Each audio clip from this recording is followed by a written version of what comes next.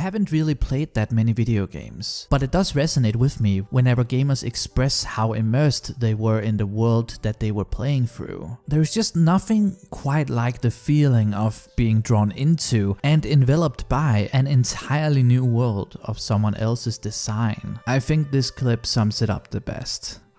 I'm going on an adventure! Let's be real, 2017 hasn't really been stellar when it comes to new anime. That's not to say that we haven't gotten anything noteworthy at all though. There is the surprisingly cozy and treasurable Maid Dragon, the intricately alluring Kado, the right answer, the lovey-dovey and cutesy Tsuki ga Kirai, the atmospherically soothing Girls Last Tour, the mysterious gorgeous Mahatsuki no Yome, the thrilling and exciting Inuyashiki, and that's not to leave out a ton of quality in the shape of new seasons of Rakugo, Eccentric Family, Gintama, Kekai Sensen, Sangatsu no Lion, Shokugeki no Soma, and I feel like I'm forgetting something, oh well. Anyway, most of these shows are truly lovely, but the reason why Made in Abyss is my favorite anime in a long time is, well, I guess we will just have to figure that one out together.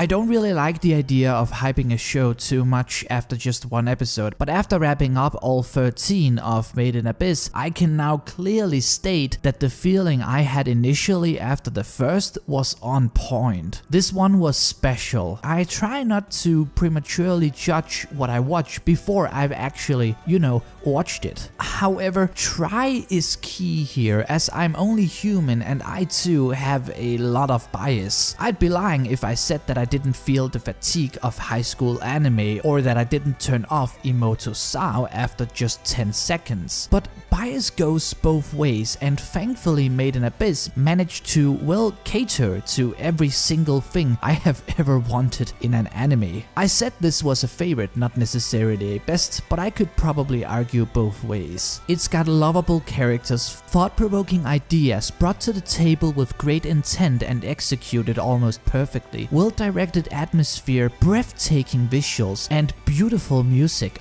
Oh god, the music.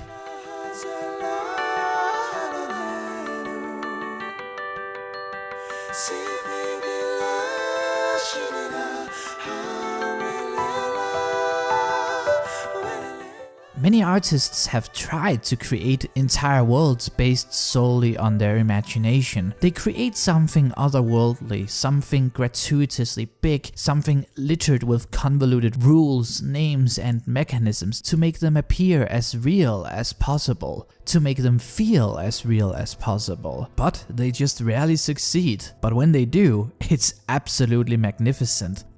We've all been there. It feels new yet familiar, chaotic yet systematic. I remember watching Blade Runner for the first time, or Lord of the Rings, playing Ori and the Blind Forest, reading Alchemist or One Piece, or binging Last Airbender, Steven Universe, or Adventure Time. Oh my god, I guess a lot of Western cartoons are really good at this, huh? Anyway, you can go ahead and add the world of Made in Abyss to that list. It's filled with wonder, perfectly set up in one of the best first episodes anime got to offer. I'm sure that many content creators are going to write essays about how great the first episode is, and they should. You could teach classes on this stuff, not to mention on how the world building is handled. But what is it that makes these worlds as amazing as they are? I mean, when you stop and think about it, there are a ton of well-made places in the world of fiction. The question is, what is it about the ones of Middle-earth, the Blind Forest, or the world of Avatar that draws me in, and the ones of Wonderland, Transformers, and, well, the other world of Avatar that doesn't? Well, as always, and this probably won't surprise you if you've seen any other videos of mine, the answer is the most predictable and boring. It's about characters, it's about style, direction, and vision. The world itself is not going to move for you. You have to move around in it. Or to be precise, you have to follow characters that moves around in it. In that way, it's not really the worlds that we are seeing, more so a subjective view of those worlds based on what the characters are experiencing and what the directors want us to see. For example, from the few panorama shots we get in the Transformers movies, the world actually looks well put together and aesthetically interesting. But then for the remainder of the film, the camera is too busy filming Mark Wahlberg or shaking to actually make us get into it. In that regard, the world of Made in Abyss is not just spectacular because of well-drawn backgrounds or delicate locations, even though they surely helps. It's because that we get to experience this world in the best way possible, through the characters and through what they experience. You can tell that the writing is good when the audience feels so confidential to the characters, even though that the world is as huge as it is. You feel intimately connected to Riku and Regu as they dive down the abyss. You're impressed with their prowess, but scared on their behalf because of their vulnerability. You're enticed by Riko's excitement, intrigued by Siggy's map, and worried about Orsen's warnings. As the episodes passes by, engulfed by atmosphere, fueled by cinematic scapes and sounds, the abyss quickly starts feeling very real and very dangerous. There is that word again. Cinematic. Let's talk a bit about that. I mean, what can make a television show with a much smaller budget than a live-action film feel cinematic? Cinematic, by the way, just means being suitable for motion pictures or film, which a lot of television shows simply aren't. That's one of the reasons why it was a disaster to have the first episodes of Marvel's Inhumans play in IMAX theaters, because while the show may have looked decent on the small screen, it just ended up looking cheap on the big one. And yes, fans of Game of Thrones, it was a completely fine and valid decision to play some of the newer episodes of Game of Thrones at theaters, because that is probably one of the most cinematic looking shows there has ever been made. So yeah, rule number one for being cinematic, try to look good. But that's not the only thing Made in Abyss got going for it. It's got a terrific sound design with not too many stock sounds. A lot of the sounds that you hear feels very organic with the world of the show. It understands how to take its time to pan around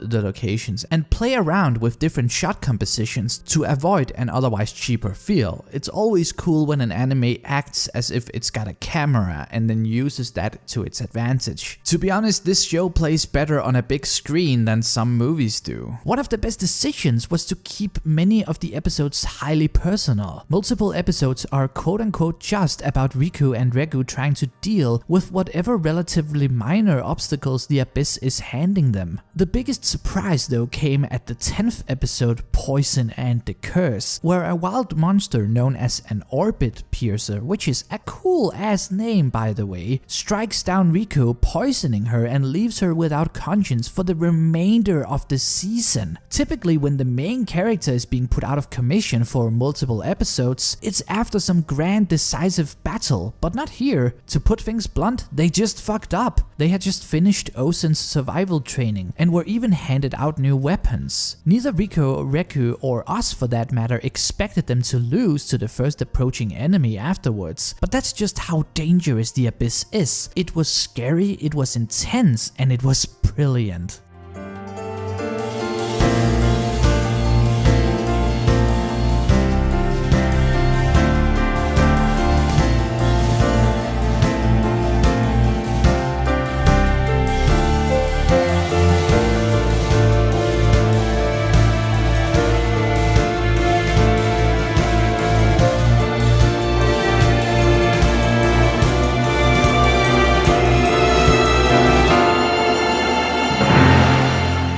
This might break the structure of this video just a little bit, but I have to mention the juxtaposition of the show. The combination between the cute and innocent characters and the colorful and beautiful backdrops gives a real impression of something Disney-like, something innocent. And then it just hits you whenever something gets gruesome. Of course you have the really gruesome scenes like Regu having to operate on Riku, but there are also small things like when they have to gut a fish to get food and you actually see blood. It's like it catches you off guard, like, oh wait, I guess anything can happen in this anime. And I think that only aids to why you feel so much with these characters. Anyway, back on track. The one gripe I have with Made in Abyss is the most cliched of all. I thought the show was going to be 13 episodes only, but then I realized that it was only just getting started. I expected a big final with answers and reveals, but got strangely acquainted to new endearing characters instead. It left me with the sense of we've only only just begun.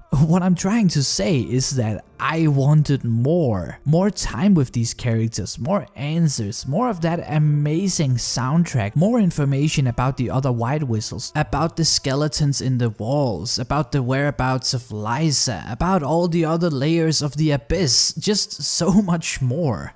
Man, what a world. I feel the same frustration of standing at the gate of a voyage without being able to fully enter it, as I did with the end of Fellowship or Ori. It's the best kind of frustration though. It's not unfulfillment, but unconditional excitement. My fingers are itching to continue this journey, and I hope to be able to do that soon.